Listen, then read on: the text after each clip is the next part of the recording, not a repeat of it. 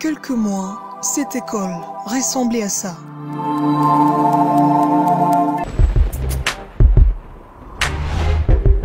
Mais aujourd'hui, la réalité est tout autre. Nous sommes ici à l'école primaire et secondaire du Kantiati dans la commune de Ngaliema. Ces images ne trompent pas. Le travail avance d'arrache-pied.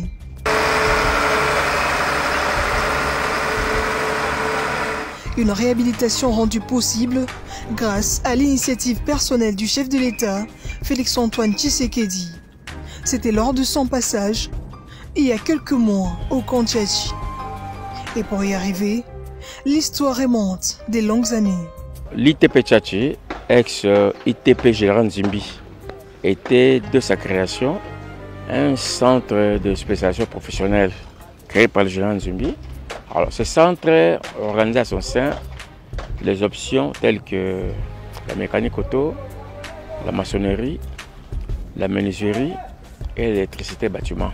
En 1992, le ministre Kouf Kilanga avait signé un arrêté faisant de l'ITP Général Nzimbi une école publique.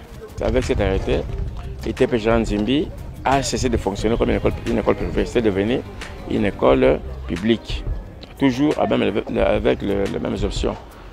Décidé d'améliorer les conditions sociales des militaires, Félix Tshisekedi a ordonné à ce que la construction et la réhabilitation de cette école soient inscrites dans le projet de 100 jours d'urgence. Le complexe scolaire Kantiati, c'est un grand projet. Il faut se dire que tout ce qui était là comme école, comme infrastructure, ne répondait plus aux normes. Il est prévu dans ce site que ce site fonctionne avec une école et une école technique, donc deux sections. Et compte tenu des besoins que nous avons recensés ensemble avec les bénéficiaires, mais aussi avec les PSP qui étaient associés, nous avons été amenés à pouvoir moderniser complètement ces complexes. Ce qui fait qu'en dehors de la réhabilitation de plus ou moins 8 salles de classe, nous avons construit 14 nouvelles salles de classe.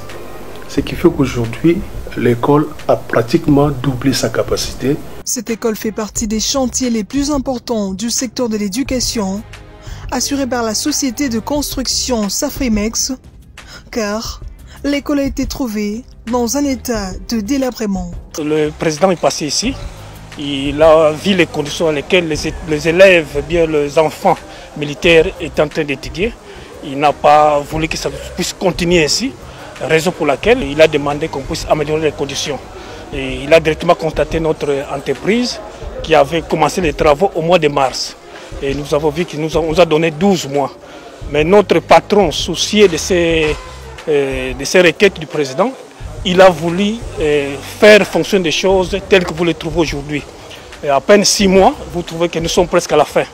Et pour la phase de la nouvelle construction, où nous avons 3 bâtiments qui font d'office des salles de classe. Des salles de classe qui ont une superficie de 6 x 8, qui peut prendre 50 élèves minimum par salle. Et nous avons un bâtiment bureau qui est derrière nous, et qui a 3 salles qui pour les travaux pratiques, les séances pratiques. Et puis nous avons aussi une salle d'informatique. Nous avons le bureau pour les préfets, nous avons le bureau pour le directeur des études, nous avons le bureau pour les secrétaires. Donc, et nous avons les sanitaires aussi. Autrefois délabrée, l'école primaire et secondaire du Kantiati est aujourd'hui dotée de nouveaux bâtiments. De quoi donner une lueur d'espoir à ses bénéficiaires. Les élèves vraiment n'étaient pas dans de bonnes conditions. Vraiment, le mot me manque vraiment. Je peux dire seulement Mokako soit le président, vraiment Tosimbiobo, président de la République. Je vous remercie beaucoup.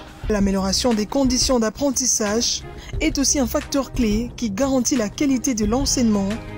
Avoir des infrastructures scolaires répondant aux normes internationales s'avère donc très capital pour la formation des futurs intellectuels du pays.